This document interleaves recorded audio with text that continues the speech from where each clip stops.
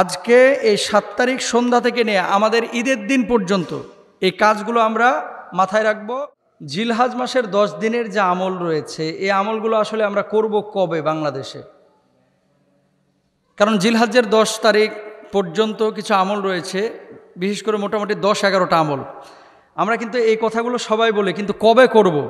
কারণ বাংলাদেশের মানুষ তো আর আরবি সালের হিসাব রাখে না, আরবি তারিখে গণনা করে না। এখন কবে এবং কোন কোন আমলগুলো করব স্পেসিফিক আমি খুব সংক্ষেপে আপনাদেরকে বলে দেব। আপনারা সবাই আমলগুলো করার চেষ্টা করবেন, আল্লাহ তাআলা যদি তৌফিক দান করে। 1 নম্বর, জিলহজ মাস গতকালকেই কিন্তু সৌদি আরবে চাঁদ দেখা গেছে জিলহজ মাসের। তার মানে আজকে বাংলাদেশে কনফার্ম চাঁদ উঠবে। আজকে কী বার? জুমাবার। আজকে বাংলাদেশে হচ্ছে 7 তারিখ। রাত 12টার পরে ইংরেজি তারিখ পরিবর্তন হয়, আর আরবি তারিখ পরিবর্তন হয় মূলত মাগরিবের সময় থেকে। এটা আপনাদেরকে মাথায় রাখতে হবে। তাহলে আজকে মাগরিবের আগেই প্রথমত আমাদের সবার নখটা কেটে ফেলতে হবে। গোঁফ দাড়ি যদি ছোট করা প্রয়োজন হয় তাহলে এগুলো করে ফেলতে হবে। আপনি বলবেন কেন? এটার একটা ফজিলত রয়েছে। আল্লাহর হাবিব সাল্লাল্লাহু আলাইহি ওয়াসাল্লাম বলেছেন, কেউ যদি এই কাজগুলো করে, অর্থাৎ দাড়ি গোঁফ এই 10 দিনে কেউ যদি না কর্তন করে, কোরবানির পরে নহরের দিনে যদি কেউ কর্তন করে, আল্লাহ সুবহানাহু ওয়া তাআলা তার আমল নামাতেও একটা কোরবানির সওয়াব দিয়ে দিবেন। সুতরাং এটা বড় জিনিস। আজকে জুমাবার। আজকে এই 7 তারিখ সন্ধ্যা থেকে নিয়ে আমাদের ঈদের দিন পর্যন্ত এই কাজগুলো আমরা মাথায় রাখবো। বিশেষ করে 1 নম্বর, নখ আমরা কেউ কাটবো না, গোঁফ আমরা কেউ কাটবো না, দাড়ি চুল কেউ আমরা কর্তন করব না। 1 নম্বর আমল। 2 নম্বর কোন আমল করবেন? ইয়া আইয়ুহাল্লাযীনা আমানু তুবু ইলাল্লাহি তাওবাতান নাসুহা। তওবাটা বেশি বেশি করবেন। কারণ আছে। কারণটা কি? আল্লাহ সুবহানাহু ওয়া তাআলা পবিত্র কোরআনুল কারীমের মধ্যে বলছেন, ওয়াল ফাজরি ওয়া লায়ালিন আশর। 10 রাতের কসম আল্লাহ সুবহানাহু ওয়া তাআলা করেছেন। ফজরের শপথ আল্লাহ তাআলা করেছেন। 10 রাত। কোন 10 রাত? সমস্ত মুহাদ্দিসিন মুফাসসিরিনরা একমত, এই 10 রাত দ্বারা উদ্দেশ্য হচ্ছে মূলত এই জিলহজের 10 দিন। এবার আসেন, এই জিলহজের 10 দিনে তাহলে আল্লাহ সুবহানাহু ওয়া তাআলা বান্দাদের ক্ষমা করেন। যেহেতু গুরুত্ব দিয়েছেন আল্লাহ তাআলা, এখানে আমল করলে আল্লাহ কবুল করেন। 2 নম্বর আমরা তওবা করব। 3 নম্বর আসেন, ফরজ এবং নফল সালাতগুলো গুরুত্বের সাথে আমরা আদায় করব। হাট বসবে আর 3 দিন পর থেকে ম্যাক্সিমাম ঢাকা সিটির বিভিন্ন জোনে, আর বাংলাদেশের বিভিন্ন এরিয়ায় কিন্তু শুরু হয়ে গেছে। আপনি খেয়াল করে দেখেন তো যে হাটের মধ্যে যে সমস্ত লোকগুলো থাকে, কয়টা মানুষ নামাজ পড়ে? আপনি খেয়াল করে দেখেন, 90% মানুষই নামাজ পড়ে না। তো আপনি কোরবানি দেওয়া আপনার জন্য ওয়াজিব, কোরবানির পশু হচ্ছে আপনার জন্য মানে জবাহ করা ওয়াজিব, কিন্তু নামাজ পড়াটা তো আপনার জন্য ফরজ। তো এখন আপনি ওয়াজিব নিয়ে মানে গরু টানতে টানতে আপনি ফরজ নামাজ 3 ওয়াক্ত ছেড়ে দিচ্ছেন। তার মানে কি দাঁড়াইলো? লুঙ্গি খুলে মাথায় পাগড়ি পরা, মানে ওয়াজিব নিয়ে টানাটানি করতে গিয়ে আপনি ফরজ শেষ করে ফেলছেন। যারা গরু কিনতে যাবেন, মাঠে যাবেন, ঘাটে যাবেন, অবশ্যই এই বিষয়টা খেয়াল করবেন যে গরু কিনতে গিয়ে, হাটে অবস্থান করতে গিয়ে যেন আমার নামাজ কাজা না হয়ে যায়। আর এখানে আরেকটা বিষয় আছে, কিছু মানুষ কিনতে যায় না। ছাগল কিনবে একটা 20,000 টাকা বাজেট, কিন্তু হাটে যাচ্ছে আজকে 7 দিন। এরকম লোকও কিন্তু আছে, কিনে না, খালি ঘুরে। আর কতক্ষণ পর পর, ভাই দাম কত? দাম জিগাইছে মনে হয় 101 জনকে।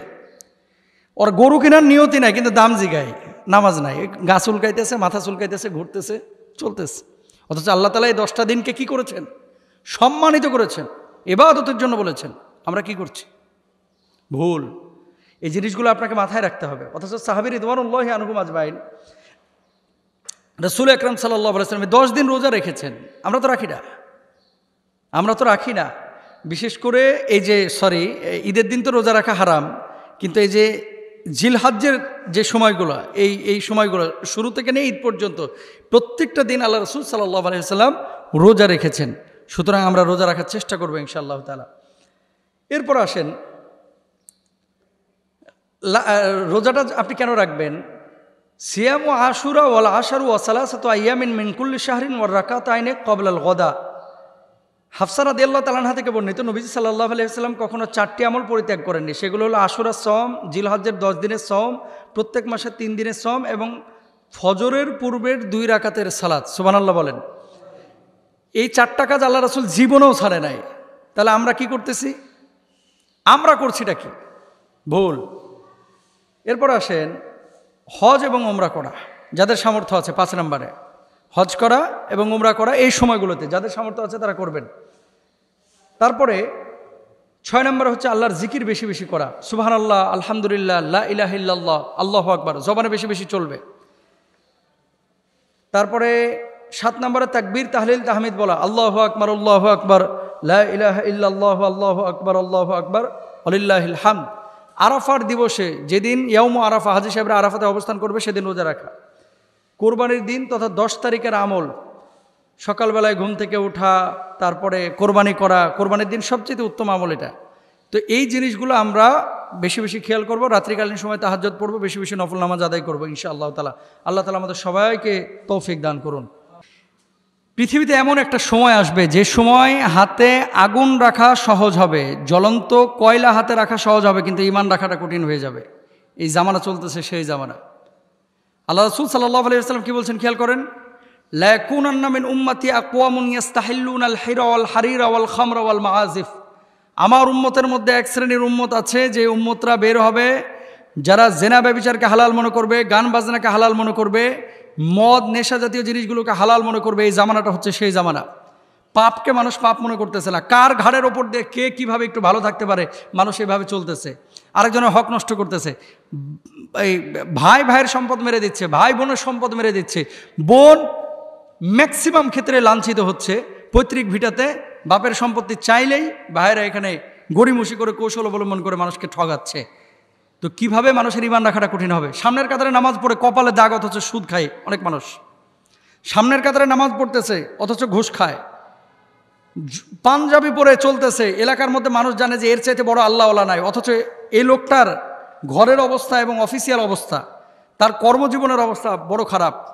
তো আপনি দাবি করতেছেন মৌখিকভাবে নিজেকে ইমানদার, কিন্তু আসলে আপনার ঈমান নাই। বলতেছে আমি ইমানদার, অথচ শিরিক করে। বলতেছে আমি ইমানদার, অথচ কুফুরি করে। বলতেছে আমি ইমানদার, বিভিন্ন জায়গায় সিজদা মিজদা করে, ওই যে মাজারে টাজারে গিয়া, কবরস্থানে গিয়া।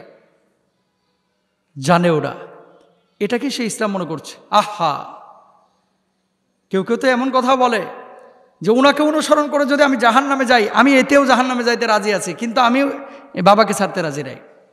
তার মানে কি? ইমানের হাকিকতটা কি, ইমানের সংজ্ঞাটা কি এই মানুষটা বোঝে না।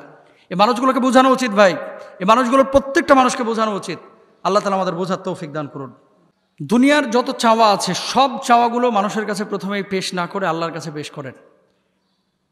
সিজদার মধ্যে দোয়া বা চাওয়া, এটার যে কি পাওয়ার, আর সরাসরি যে আল্লাহ তাআলা এটাকে কবুল করেন, এটা আমরা অনেকেই জানি না। হুজুর দোয়া করছি, কবুল তো হচ্ছে না। আল্লাহ তাআলা তখনই আপনার দোয়া কবুল করবে যখন আপনার জন্য এটা কল্যাণকর হবে। কারণ ইন ফিউচার কি ঘটবে এটা তো আপনিও জানেন না, আমিও জানি না। রাত্রিবেলায় এটা যে কি মজা, কি স্বাদ, একটু শুরু করেন না, দেখেন, বুঝতে পারবেন নিজেই। শেষ রাতে আল্লাহ সুবহানাহু ওয়া তাআলা নিজ আসমানে নেমে এসে বান্দাদেরকে ডাকেন, হাল মিন সাইলিন আনা মিন মুস্তাগফিরিন আলা কাদা হাত্তা মাতলুআল ফাজর। আছো কি কেউ? আমার কাছে চাও, আমি আল্লাহ সুবহানাহু ওয়া তাআলা তোমার সমস্ত প্রয়োজন মিটিয়ে দেব। আমি আল্লাহর কাছে বলো, আমি তোমার অসুস্থতাকে সুস্থতায় পরিণত করব। আমার কাছে বলো, তোমার সমস্ত প্রয়োজনগুলো আমি মিটিয়ে দেব। তুমি রিজকের সংকটে আছো, আমার কাছে বলো, আমি আল্লাহ তাআলা তোমার রিজকের সংকটকে দূরীভূত করে দেব। শেষ রাত্রে নামাজের মুসল্লাটা বিছিয়ে দিয়ে, জায়নামাজটা বিছিয়ে সবাই যখন পিনপতন নীরবতায় আছে, সিজদায় পড়ে যান। পৃথিবীর যত চাওয়া আছে, চাকরি হচ্ছে না, ভার্সিটিতে চান্স হচ্ছে না, ভালো কোনো ক্যারিয়ার আপনার কাছে এখনো ধরা দিচ্ছে না, ভালো কোনো রুটি রুজির ব্যবস্থা এখনো হচ্ছে না, সব চাওয়াগুলো আল্লাহর কাছে আপনি পেশ করেন। পৃথিবীর মানুষ আপনাকে ঠগাইতে পারে ভাই, আল্লাহ আপনাকে ঠকাবে না। যদি চাওয়ার মতো চাইতে পারেন, ডাকার মতো যদি ডাকতে পারেন, আল্লাহ সুবহানাহু ওয়া তাআলা আপনার ডাকে সাড়া দিবেন। তবে ডাকার মতো ডাকতে হবে। উদউনি আস্তাজিব লাকুম, আমাকে ডাকার মতো ডাকো, আমি আল্লাহ তোমাদের ডাকে সাড়া দেব। আসুন আল্লাহর কাছে সেজদা অবনত হয়ে আমরা বেশি বেশি দোয়া করি। আল্লাহ তৌফিক দান করুন।